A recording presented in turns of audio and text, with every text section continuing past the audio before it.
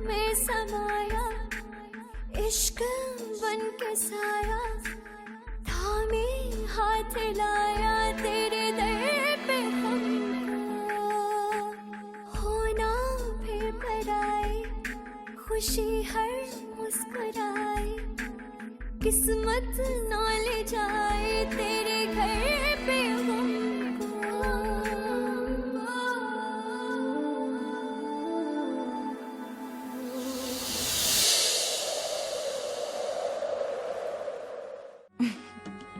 खुशफहमी? जेठानी जी, शायद आपको कोई गलत फहमी हो रही है। गलत फहमी और मुझे? No, I am very clear. दाइम मेरा है। मैं अपनी बेटी की खुशियों पर आंच नहीं आने दूंगी। अगर मेरी बेटी खुश नहीं होगी तो फिर कोई भी खुश नहीं रहेगा।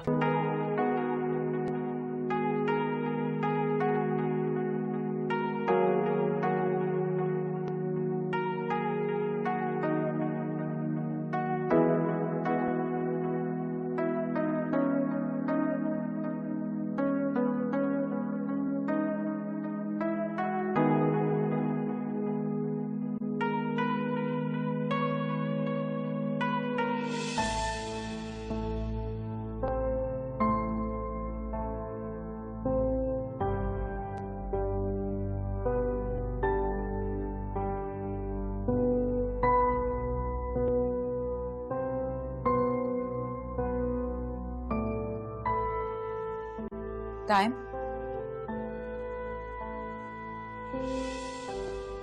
दाइम, मेरे कमरे में होते हुए सिर्फ मेरे बारे में सोचा करो। तो मेरे खामोश बैठने या सोचने पर भी पाबंदी है? हाँ है। मेरे कमरे में सिर्फ मेरे होकर रहा करो दाइम।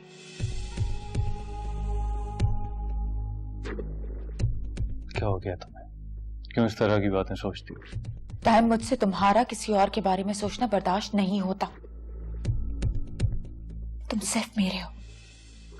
तो मैंने कब इनकार किया? इस कमरे में मेरी मौजूदगी का एहसास तो होता नहीं है तुम्हें, और इनकार किसको कहते हो तुम? देखो जोगन, मैंने तुम्हें पहले भी कहा है कि आहिस्ता आहिस्ता सब कुछ ठीक हो जाएगा। कब ठीक होगा दाइम? उसे भुलाने के लिए और कितना वक्त चाहिए तुम्हें? मैं नहीं जानता।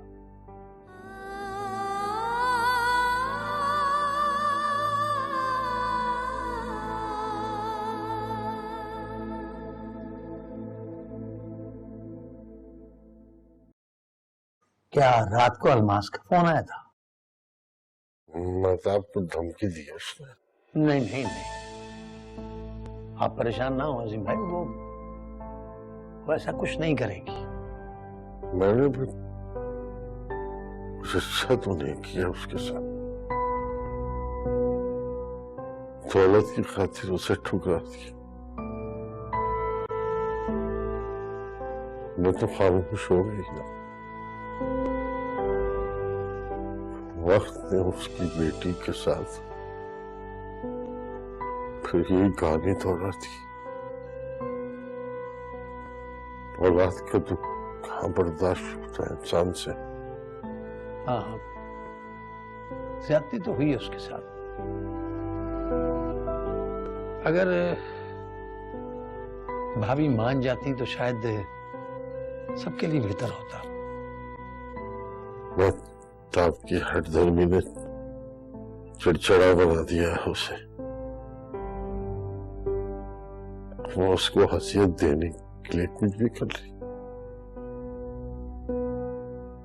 किसी भी हद पे चली जाएगी, कुछ भी कर सकती है वो।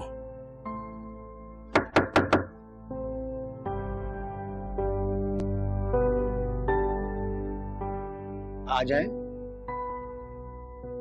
अली साहब, कोई खातून आपसे मिलने आई।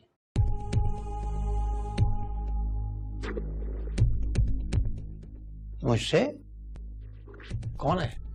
जी नाम नहीं बताया, बोल रही कि अली साहब से मिलना है।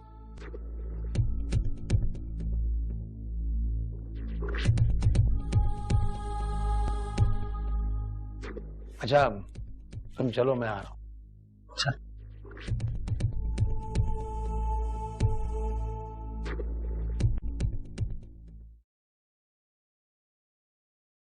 जी फरमाइए।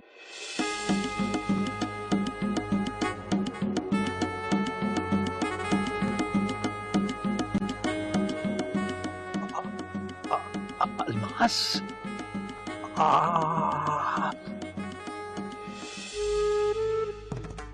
क्या हो गया? परेशानी से जान क्यों निकली जा रही है? मैं अजीम से मिलने आई हूँ। अजीम भाई से मिलने? तुम्हारा इतना हैरान परेशान होना बहुत अजीब लग रहा है। कोई मैं पहली दफा तो नहीं आई अजीम से मिलने। खुदा के वास्ते आप चली जाएं। भाभी ने अगर देख लिया तो कयामत आ जाएगी। मेहताब से तुम या तुम्हारा अजीम डरता होगा, मैं नहीं डरती। मुझे अजीम के कमरे में लेके चलो। घर में हंगामा खड़ा हो जाएगा और अजीम भाई की जिंदगी को खतरा भी हो सकता है। आपको अजीम साहब की मोहब्बत का वास्ता, चली जाएं आप यहाँ से प्लीज। सिर्फ एक शर्त पे जा सकती हूँ मैं। कौन सी शर्त? अली भाई। जी भाभी। कौन है ये? कौन? ये मेरी फूफी। नहीं, मेरा मतलब है कि मेरी फूफी की बेटी। इतना घबरा क्यों रहे अली भाई? अस्सलाम वालेकुम। अच्छा अली भाई, इनसे बात करके जरा अंदर आइए, मुझे आपसे बात करनी है। जी भाभी जी।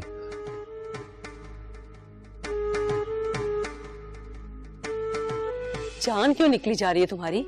मैं अपने अजीम के घर में खड़ी हूँ। आप जाएं यहाँ से प्लीज। ये नकाब तो पहनिए प्लीज। वादा करो कि मेरी अजीम से बात करवाओगे फोन पे। हाँ करवा दूंगा मैं, लेकिन इस वक्त तो आप जाएं प्लीज। याद रखना अली, अगर तुमने मेरी अजीम से फोन पर बात ना करवाई तो मेरे लिए यहाँ आना कोई मुश्किल नहीं, समझे?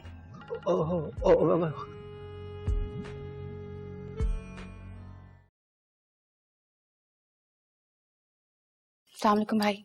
वालेकुम अस्सलाम। कैसी हो जुगन? भाई बस ठीक ही हूँ। क्या बात है, तुम कुछ परेशान सी लग रही हो, उदास लग रही हो। नहीं भाई, ऐसी कोई बात नहीं है। बस भाई मुझे समझ में नहीं आ रहा कि मैं किससे शेयर करूं। यहाँ तो कोई मेरे फ्रेंड्स भी नहीं है। बस भाई ऐसी कोई बात नहीं है, मैं बस थोड़ी सी परेशान हूँ, ठीक हो जाएगा सब कुछ। क्यों, क्या टाइम से कोई बात हुई है? उससे झगड़ा हुआ है तुम्हारा? नहीं भाई, दायम तो बहुत अच्छे हैं, उनकी वजह से कोई परेशानी नहीं है, वो मेरा बहुत ख्याल रखते हैं। तो फिर तुम्हें शिकायत किससे है? छोड़े भाई, रहने दे। आप खामखा में आप भी परेशान हो जाएंगे। परेशान तो मैं हो चुका। तुम ये बताओ कि तुम्हें शिकायत किससे? भाई वो आपकी वाइफ से। नायला से? क्या किया है नायला ने? भाई वो हर वक्त टाइम के हवाले से मुझे टीज करती रहती है, आते जाते मुझे ताने देती रहती है। भाई ये सब कुछ बर्दाश्त कर लेती हूँ क्योंकि मैं उन्हें अपनी बड़ी बहन का दर्जा देती हूँ, और भाई फिर मैं घर की इज्जत के लिए खामोश हो जाती हूँ कि मेरी वजह से अंकल को कुछ ना हो जाए। मुझे और अम्मी जान को तुमसे यही उम्मीद थी। तुम फिक्र ना करो, मैं नायला से बात करता हूँ।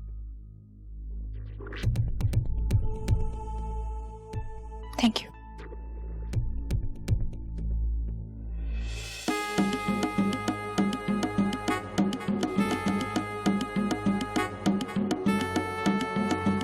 एक ही बार मुझसे क्यों नहीं बिछड़ जाते हो ताई? क्यों हर रोज बिछड़ने के लिए आ जाते हो तुम? क्यों हर रोज मुझे सजियत से गुजारते हो? मैं भी तो पल पल उसी कर्ब से गुजर रहा हूं सायरा। इस अज़ियत में तुम तन्हा तो नहीं हो। तुम्हें तो तुम्हारे किए की सजा मिल गई है ना, मेरा क्या कसूर है? मोहब्बत, यही तो मोहब्बत है सायरा। कसूर किसी एक का होता है और सजा दोनों को मिलती है। नहीं चाहिए मुझे ऐसी मोहब्बत। मैं तुम्हें बोलना चाहती हूँ, प्लीज चले जाओ और दोबारा कभी मत आना। जाओ यहां से। जी लो कि मेरे बगैर खाओ कसम। अब कोई और किस्म नहीं खानी मुझे, जो खाई थी वो ही निभा लूं तो बहुत है। अगर तुम्हें नहीं पसंद तो मैं चला जाता हूं यहां से। सिर्फ आखिरी बार देख लो मुझे, ना मैं जिंदा रहूंगा ना तुम्हें दिखाई दूंगा।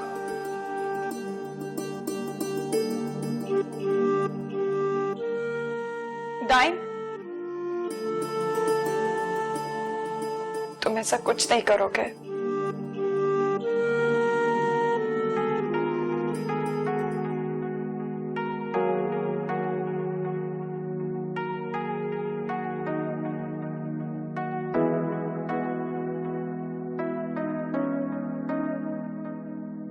दाइन,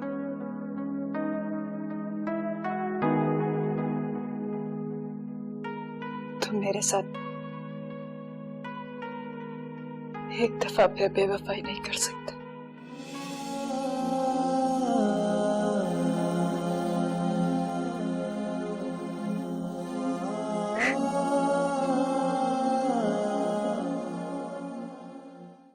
जी, ये आप क्या कह रही हैं भाभी? इतना कंफ्यूज क्यों हो रहे हैं अली भाई? सीधी सी बात समझने में आपको इतनी दिक्कत क्यों हो रही है? नहीं नहीं भाभी, नहीं ऐसी कोई बात नहीं है। मैंने आपसे सिर्फ इतना कहा है कि कोई भी कॉल आए, किसी की भी कॉल आए, आपने अजीम से बात नहीं करानी। जी। किसी भी तरह की बुरी खबर या शौक उनके लिए जानलेवा साबित हो सकता है, और आपकी ये बेजा हमदर्दी और सपोर्ट मुझे बिल्कुल पसंद नहीं।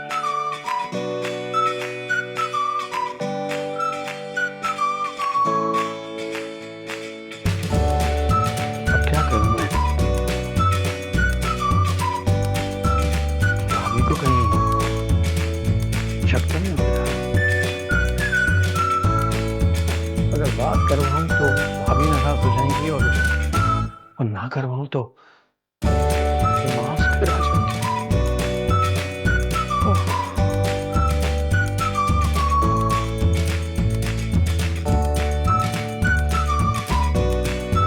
मैंने ऐसा कुछ नहीं किया है। मेरे नजदीक जुगल की कोई अहमियत नहीं है। तो उसे प्लीज करके क्या साबित करना चाहते हो? मैं आपसे कह रही हूँ ना, मैंने कुछ नहीं किया। उसे तो बस आदत हो गई है शिकायतें लगाकर मजलूम बनने की। अब दाहिम उसके साथ खुश है या डिवोर्स कर दे, मुझे कोई हक नहीं। लेकिन मुझे है। खबर आपको हो क्या गया है? आप हर मामले में मुझे ही कसूरवार क्यों समझते हैं? तुम आइंदा जुगन से कोई ऐसी बात नहीं करोगे जिससे घर का माहौल खराब हो, समझी? तो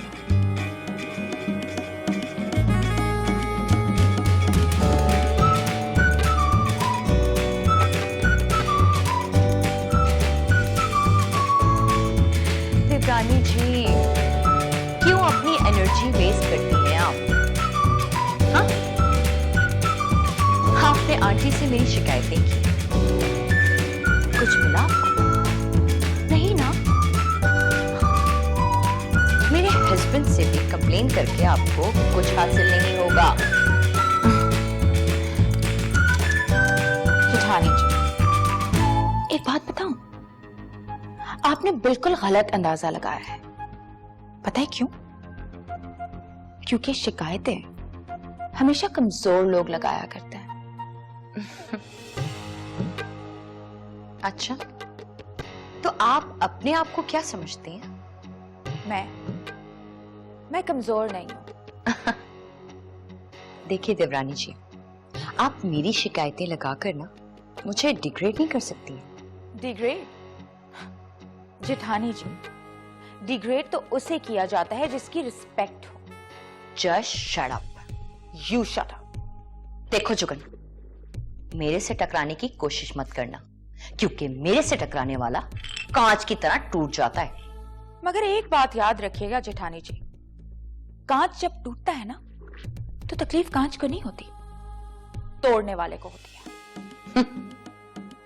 मेंढकियों के चिल्लाने से कोई फर्क नहीं पड़ता।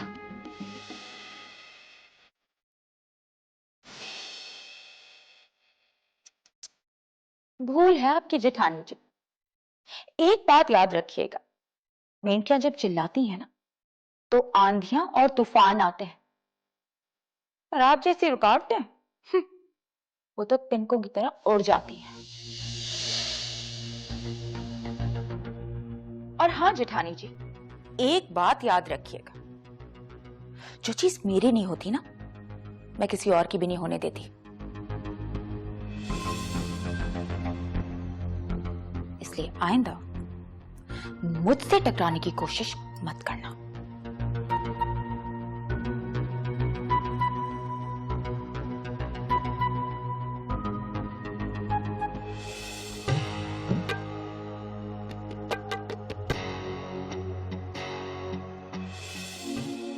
बताएं नाजिम भाई, अब मैं अलमास से क्या कहूं? वो आपसे मिलना चाहती है। उसका सामना नहीं कर सकूंगा मैं।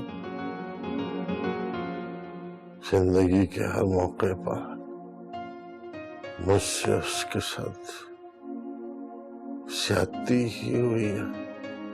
वो आपसे बात करना चाहती है, और अगर मैंने बात ना करवाई ना तो उसने कहा है कि वो फिर आ जाएगी। आज भी बड़ी मुश्किल से भाभी की नजरों से बची है। बात समझने की कोशिश करो यार। कैसे फेस कर सकूंगा मैं उसे? कैसे उसकी नजरों की ताब ला सकूंगा?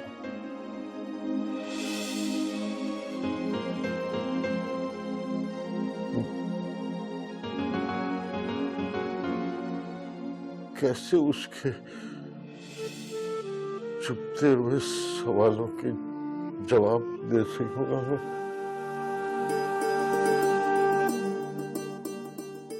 मर जाऊंगा मैं पहले उसे आंसू और दुख की सिमत दिया ही क्या?